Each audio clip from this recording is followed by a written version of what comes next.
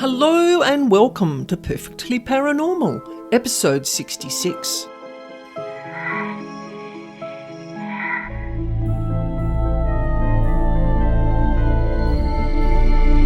My name's Annaschmidt, and I'm here every week to share with you true paranormal encounters and information about devils, demons, and dark energy beings that no one else talks about.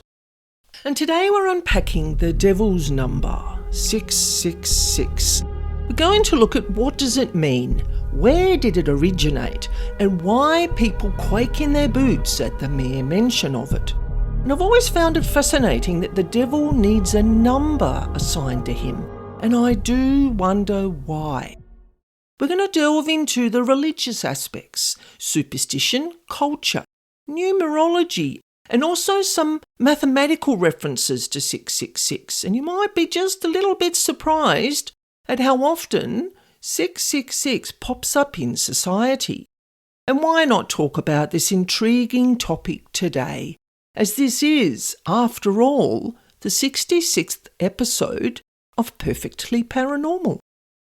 And also too, I'm going to link all the references from this episode today in the description box for those that are interested in doing some further research.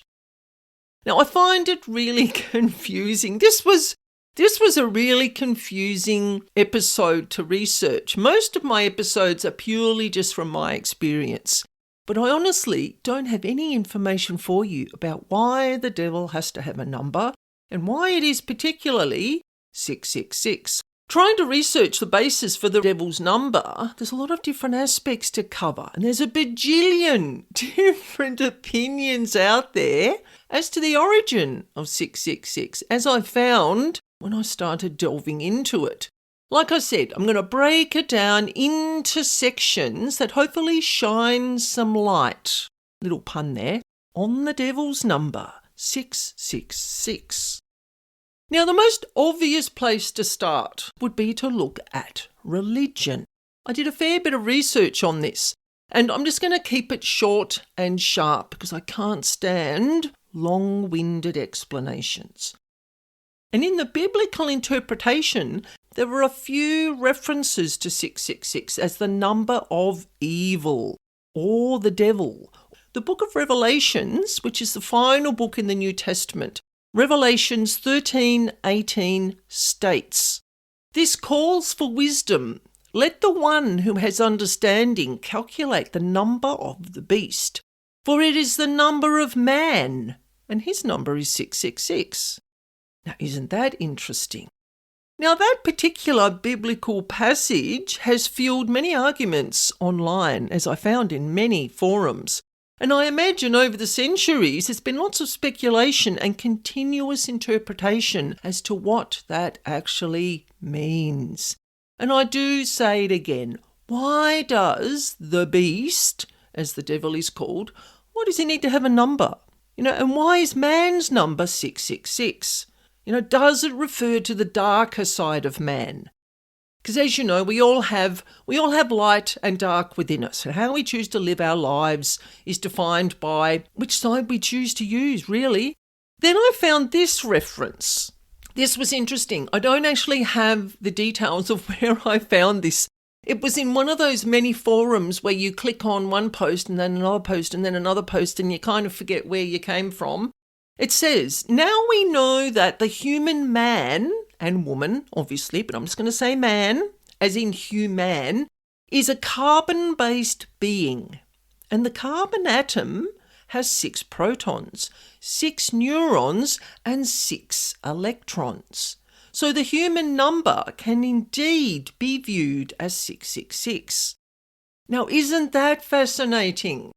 When I read that, I went, wow, this is when I started opening the doorway to finding all these different interpretations of what 666 could be. Now, there's another theory regarding the origin of this connection, suggesting that 666 symbolises imperfection or incompleteness. So in ancient numerology, numbers held symbolic significance beyond their literal value. And in the biblical interpretation, This number falls short of the perfect number 7. So God created the world in 6 days and rested on the 7th, in his divine presence, overviewing what he had created. The number 7 is often referred to and associated with divinity and completion, which it is in numerology, but I'll talk about that another day because we're focusing on the number 6 today. So in some people's eyes, 666 represents a perversion or a corruption of divine order, aligning it with this malevolent nature attributed to the devil. Now, I'm going to talk about number 666 numerology a little bit later on, and you'll find that really interesting.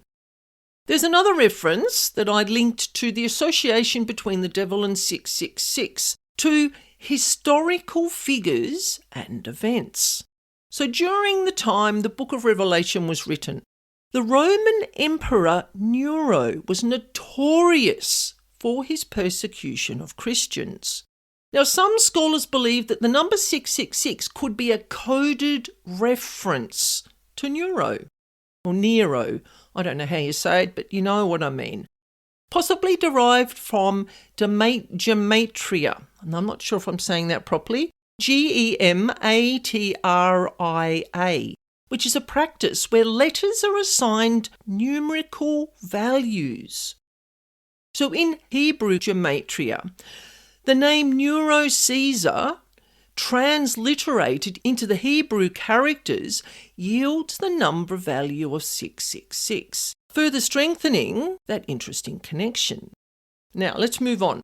Now, in medieval Christian theology, the devil became a central figure in religious discussions and fear-mongering, portrayed as the ultimate adversary of God and humanity.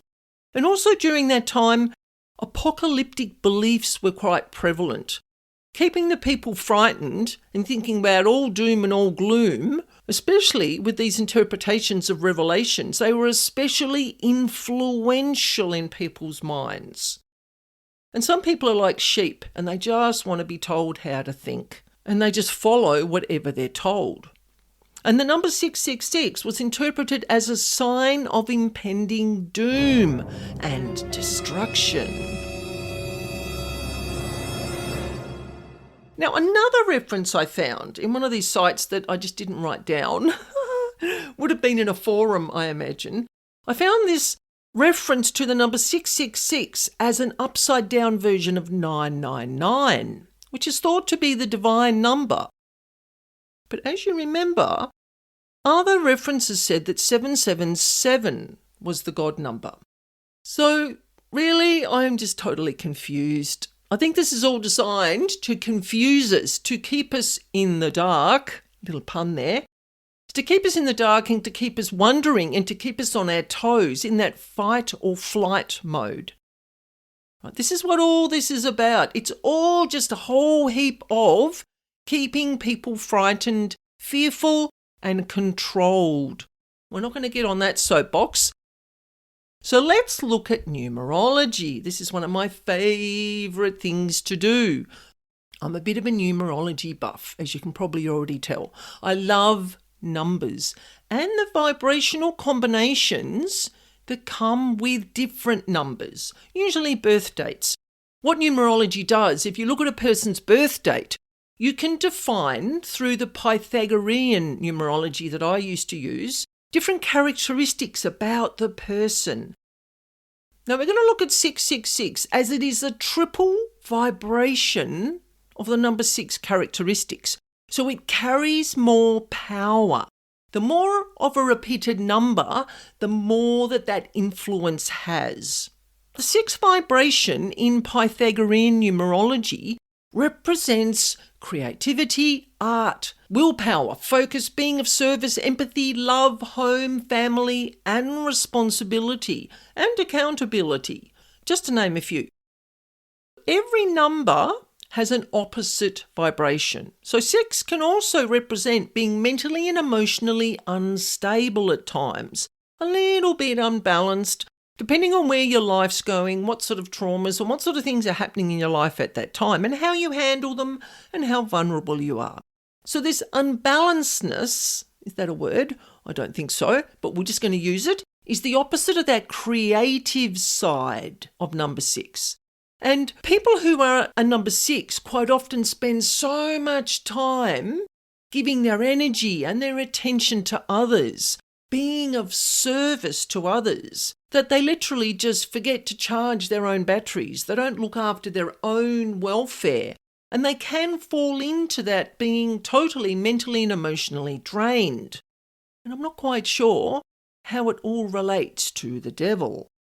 So being very strong-minded is part of a 6 ruling number. And 6 personality types can get caught up sometimes in the wanting and the having, and they become very materialistic, very greedy, and a little bit dark, because that's where greed tends to take you, which could probably be seen as the devilish side of us. Getting attracted to the greed and the lust and the desire for things, the desire for power. But I mean, that could apply to other numbers as well. So I'm not quite sure why that is particularly attributed to 6. Now, this is interesting. Now, I'm not very mathematically orientated, but I found some interesting references to the number 666 in mathematics. Now, 666 is the number of the square root of the first 7 prime numbers, which is 2, 3, 5, 7, 11, and 13. And yes, I had those written down. 666 is also the sum of the first 36 natural numbers, which apparently makes it a triangular number. Don't ask me what that means. It just does. I'm just including this here for all those maths geeks out there. You can go and do some more research on this, but I just found it interesting. And this is also interesting. The Roman numeral for 666, which is DCLXV1, I did have that written down too, has exactly one occurrence of all the symbols whose value is less than 1,000 in decreasing order. So the D is 500, the C is 100, the L is 50, the X is 10, the V is 5, and the 1 is 1. This number, 666, pops up everywhere.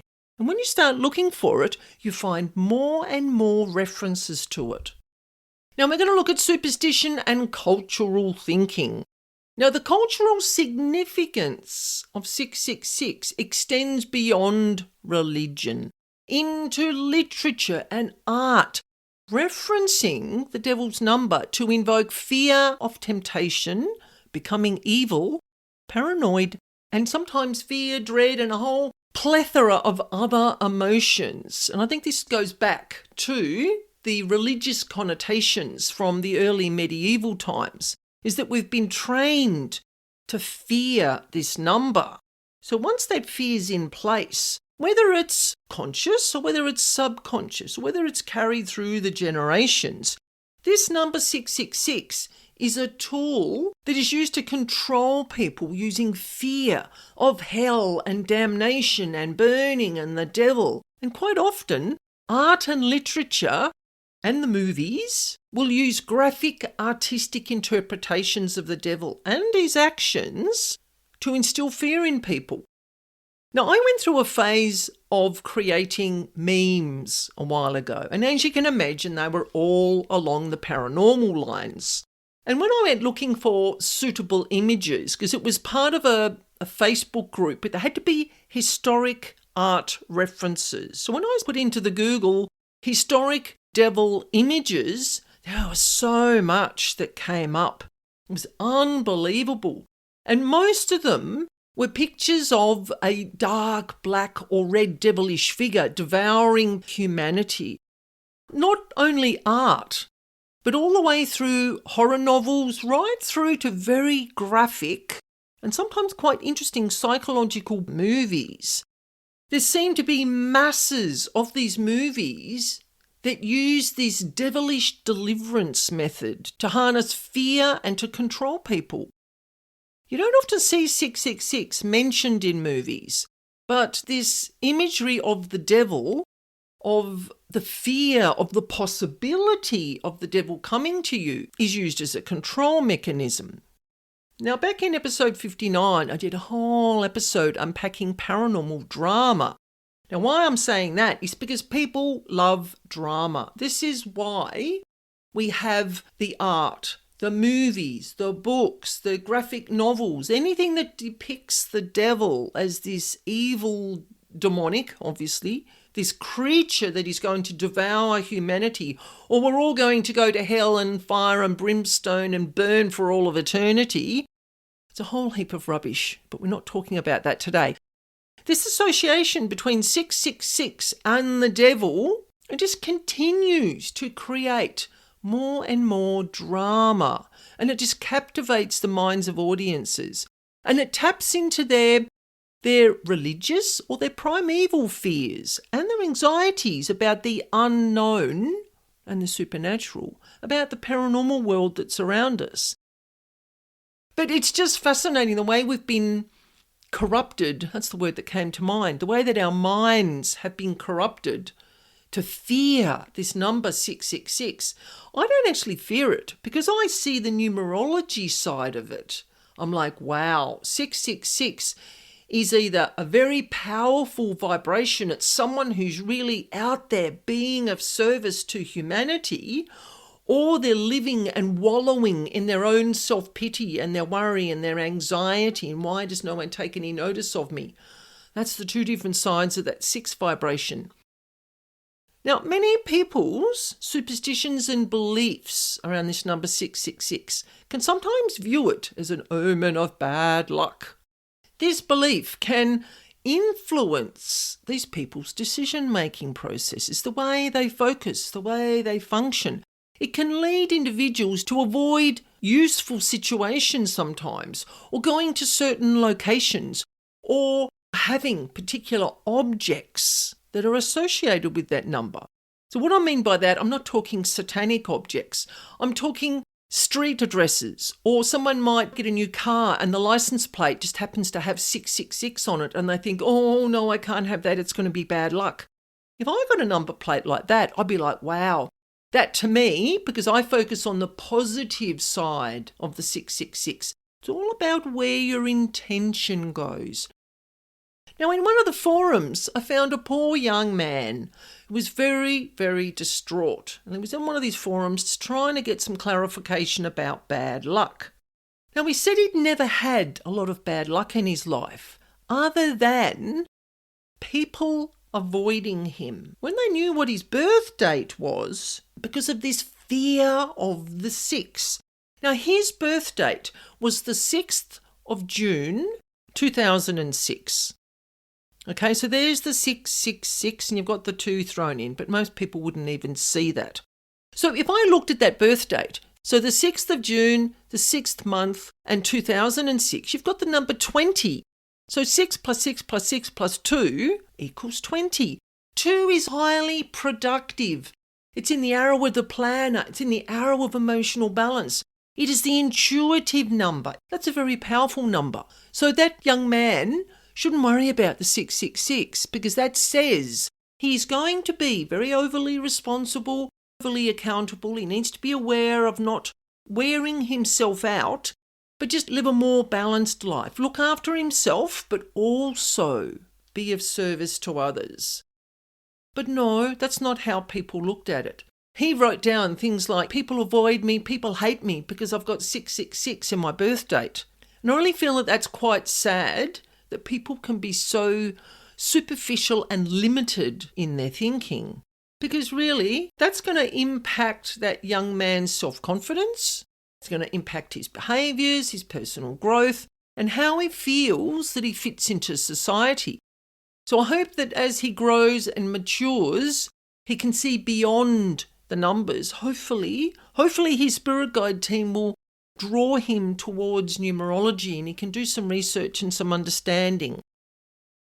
So I hope you found this interesting, looking into 666. And overall, you have a choice. So what are you going to do? You're going to follow the drama and let the fear of the devil's influence embodied by this number 666. And you're going to let that envelop your mind. Or you're going to wake up Just look beyond it and think, are you going to let religious, cultural or superstitious views using the 666 symbolisation to shape your beliefs, your attitudes, your behaviours and even your future? Now in episode 67, we are looking at spirits, dark beings and mental health facilities. I have a lot of stories and observations to share with you on this particular topic because I worked in an old abandoned mental health facility as a paranormal tour guide for around about 18 months, back before COVID was a thing. And this particular facility opened in around 1840 and was fully operational right to the year 2000. And there are so many spirits there. So many spirits, all with different perceptions about whether we should be there doing tours or not. So it was really fascinating interacting with each of these different personality types in this mental health facility. So if you're interested in hearing what the spirits and some of the dark beings had to say, tune in to episode 67. Oh, and don't forget, if you like the content of this podcast and you don't want to miss any future episodes, please subscribe. And you can share with your friends so we can get the message out there. We can spread the message about these paranormal pranksters and what they get up to in our homes. I would really appreciate it. So thank you for joining me today. And don't forget, if you want to share a paranormal experience just with myself, or you would like me to share one of your experiences through my podcast, you can do a voice recording, or you can write out your experience and I will read it exactly as you have written. You can email me at spiritualbeing44@gmail.com. And for information on paranormal house clearing, you can visit my website, Spiritual Being. You will find the address in the description box. And I look forward to sharing this spooky space again with you next week. And remember, life is perfectly paranormal.